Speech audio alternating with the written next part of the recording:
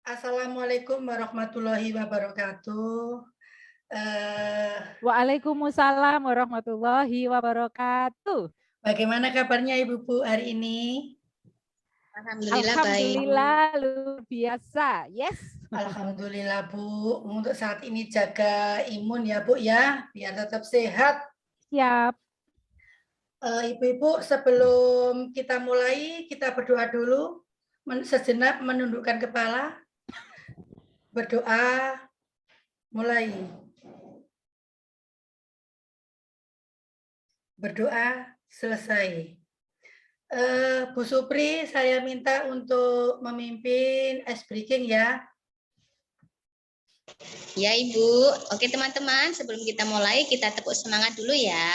Ya. Tepuk semangat. Semangat. Semangat. Oke, ulangi lagi Bu Supri, satu kali lagi Bu Supri. Tepuk semangat. Semangat. Terima kasih. Oke. Terima kasih Bu Supri. Ibu-ibu yang saya hormati, saya akan menyampaikan materi kali ini, yakni capaian pembelajaran. Izin share screen ya Bu.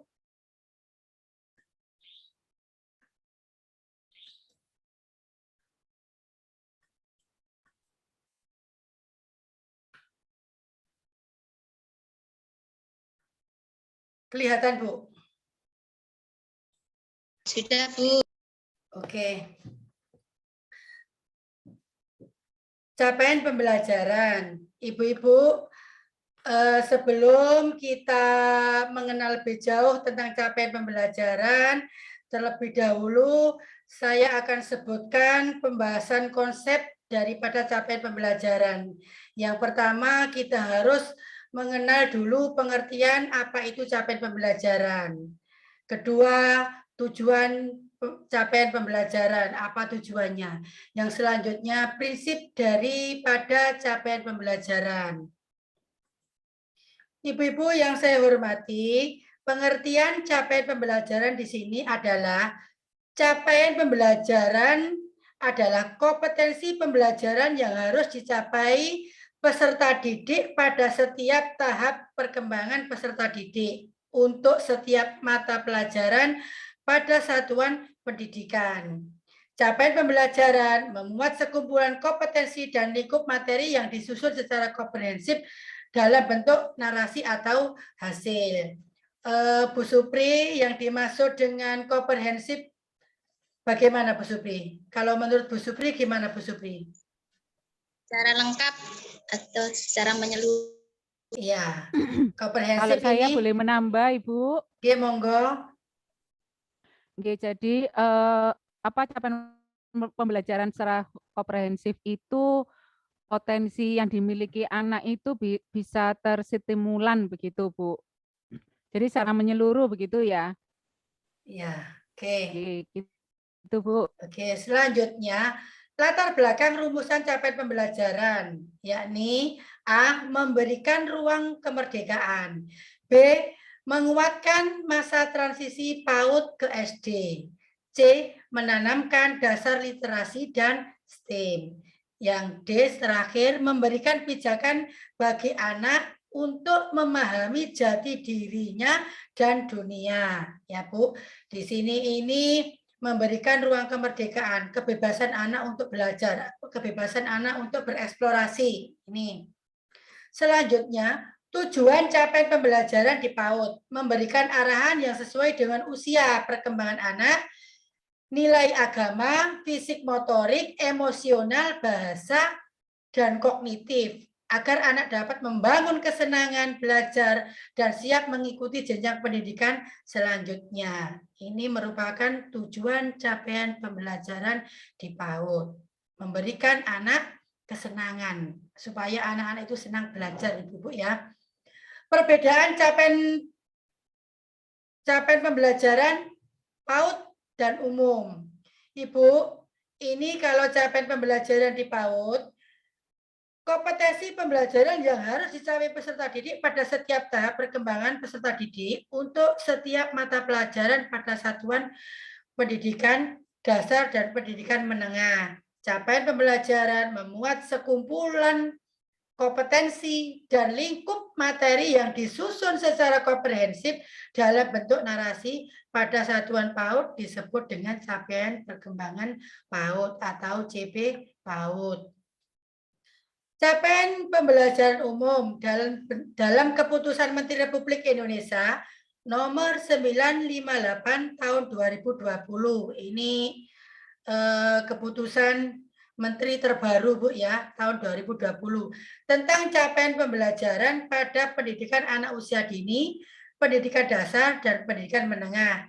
Capaian pembelajaran menjadi kompetensi pembelajaran minimal yang harus dicapai peserta didik untuk setiap mata pelajaran pada satuan pendidikan anak usia dini, pendidikan dasar dan pendidikan menengah. Ini adalah undang-undang mengenai keputusan Menteri mengenai tentang capaian pembelajaran dari tingkat PAUD sampai ke pendidikan menengah. Selanjutnya, komponen capaian pembelajaran.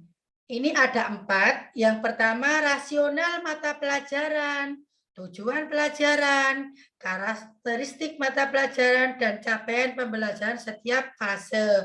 Kalau di PAUD itu fase apa Bu namanya? Bu Siti, Bu Supri. Fase pondasi ya Bu ya, pondasi. Ya, fase pondasi. Pondasi itu adalah merupakan dasar ya. Jadi merupakan pondasi dasar anak menuju jenjang pendidikan selanjutnya, yakni ke SD. Nih. Elemen capaian pembelajaran, nilai agama dan budi pekerti, jati diri, literasi, dan STEM. Jadi elemen capaian pembelajaran itu ada 3. Ini Bu, ini ada elemen capaian pembelajaran, ada 3. Oke. Selanjutnya kita kupas elemen capaian pembelajaran nilai agama dan budi pekerti yang masuk dalam profil pelajar Pancasila adalah beriman, bertakwa kepada Tuhan Yang Maha Esa, dan berakhlak mulia. Ini merupakan profil pelajar Pancasilanya yang elemen capaian nilai agama dan budi pekerti. Selanjutnya, dari elemen jati diri, ini memuat 3 profil pelajar Pancasila. Yang pertama, mandiri, kebinekaan global, dan yang ketiga adalah gotong royong. Ini merupakan profil pelajar Pancasila yang ada dalam elemen jati diri. Elemen capaian pembelajaran jati diri ini Bu ya. Selanjutnya, literasi dan STEM. Dalam literasi dan STEM, profil pelajar Pancasilanya itu nanti anak bisa bernalar kritis dan anak kreatif. Ini ada 2. Jadi yang pertama itu ini yang literasi ada 2, literasi dan STEM. Yang jati diri ada 3. Terus yang nilai agama dan budi pekerti, profil pelajar Pancasilanya beriman, bertakwa kepada Tuhan Yang Maha Esa, dan berakhlak mulia. Jadi ada 6 profil pelajar Pancasila yang ada di dalam 3 elemen yang dipetakan menjadi 3 capaian pembelajaran. Ibu-ibu yang saya hormati, capaian pembelajaran dan tujuan pembelajaran. Capaian pembelajaran yang sudah dibuat, yang sudah ada, dan sudah ditentukan oleh pemerintahan pusat, itu nanti akan diturunkan menjadi tujuan pembelajaran dalam bentuk visi misi, tujuan, dan visi misi dan tujuan yang ada di satuan lembaga, di mana visi misi tujuan itu yang nantinya akan digali melalui karakteristik dan budaya lokal yang ada di sekitar lingkungan satuan pendidikan. Setelah tujuan pembelajaran dilakukan, diturunkan lagi menjadi modul ajar atau rencana kegiatan dalam bentuk RPPM dan RPPH. Jadi ini tetap sama seperti kurikulum 2013. Satuan pendidikan, dalam hal ini guru, membuat RPPM dan RPPH. Modul ajar ini atau rencana kegiatan ini diturunkan lagi ke dalam kegiatan pembelajaran. Setelah itu, guru melakukan asesmen, melakukan penilaian yang sudah dilakukan anak. Kegiatan yang dilakukan anak diasesmen oleh guru. Setelah melakukan asesmen, guru akan melakukan penilaian, yakni hasil belajarnya bagaimana, diturunkan kepada hasil belajar. Jadi ini dalam bentuk laporan perkembangan yang ditulis dalam bentuk narasi. Kalau dulu paling banyak itu dari indikator-indikator yang dibuat oleh satuan pendidikan, itu dicentang saja, tapi tidak dalam bentuk narasi capaian atau hasil belajar yang sudah didapatkan oleh peserta didik. Ibu-ibu, dari sini ada yang ditanyakan, silakan. Atau mau menambah apa yang sudah saya sampaikan, mungkin ibu-ibu semua sudah mempelajari materi atau modul yang sudah saya berikan. Monggo Bu Aminah.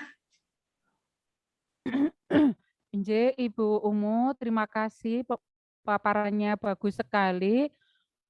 Mungkin ini Ibu dalam membuat asesmen biasanya itu kan guru-guru itu kesulitan ya. Berarti nanti ini ada paparan lagi tentang asesmen ya. Iya. Atau kalau dulu itu kita istilahnya penilaian begitu nggih. Iya. Mungkin bisa dijabarkan. Saya Terima kasih. bisa menjawab dengan singkat aja ya Bu, karena kali ini kita hari ini hanya mengupas capaian pembelajaran. Nanti untuk asesmen akan kita lakukan, akan saya berikan di materi hari berikutnya. Tapi akan saya jelaskan sedikit gambaran mengenai asesmen. Dari kegiatan pembelajaran, guru melakukan asesmen ini ada 4 bentuk asesmen, Bu. Bisa dalam bentuk catatan anekdot, hasil karya, foto berseri, dan ada lagi, Bu Supri bisa jawab? Checklist, Bu. Iya, checklist. Jadi ada 4 asesmen yang bisa dilakukan di PAUD. Untuk asesmen dalam bentuk checklist ini nanti dibutuhkan rubrik-rubrik penilaian dalam checklist itu apa saja di dalamnya. Ini memakan waktu lebih banyak, Bu ya. Lebih mudah kita kalau menggunakan catatan anekdot. Karena kita bisa melihat perkembangan anak atau kemunduran anak dari hasil belajar yang sudah kita ketahui, yang sudah kita amati selama proses pembelajaran. Untuk penilaian atau asesmen itu nanti bisa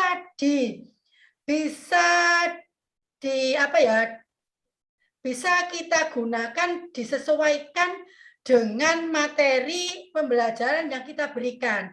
Jadi mungkin kalau praktek membuat gunung dan sebagainya, itu nanti bisa dibuat asesmen dalam bentuk hasil karya juga bisa, dibuat dalam bentuk catatan anekdot juga bisa, bagaimana anak membuat gunung-gunung dari pasir, itu secara singkat dari saya. Mungkin lebih dalam dan lebih jauhnya nanti akan kita gali lebih dalam di hari atau di sesi berikutnya. Gimana Ibu-ibu? Siap, Ibu. Oke. Sudah pas dari materi saya atau mungkin bisa menambah dari Bu Supri, monggo. Sudah, Bu Umu. Terima kasih. Oke, saya stop share ya.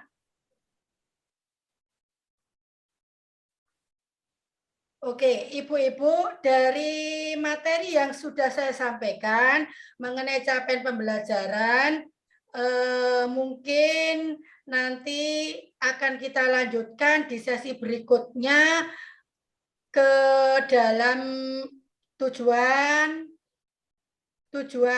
visi, misi, dan tujuan yang ada di satuan lembaga. Setelah itu baru nanti kita akan turunkan ke pembelajaran, ke modul ajar, sampai asesmen. Jadi untuk asesmen itu nanti bisa kita kupas di hari berikutnya. Biar secara runtut dan mudah dipahami oleh ibu-ibu semuanya. Gitu Ibu-ibu. Gimana Ibu-ibu? Sudah bisa Siap, dipahami? Oke. bisa.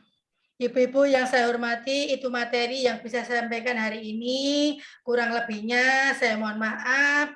Sebelum kita tutup, marilah kita terlebih dahulu berdoa sejenak menundukkan kepala. Berdoa mulai.